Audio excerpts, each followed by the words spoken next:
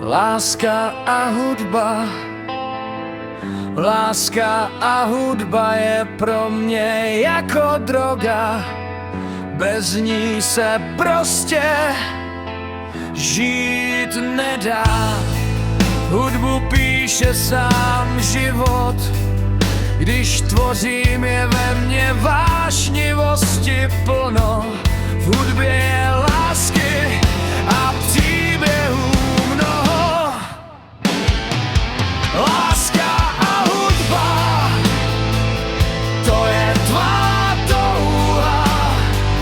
Když ji posloucháš, sedíš a nedutáš. Vylečí ti tvoje trápení, tvoje smutky a žádlení. S hudbou se raduj, s hudbou se směj. S hudbou a láskou si života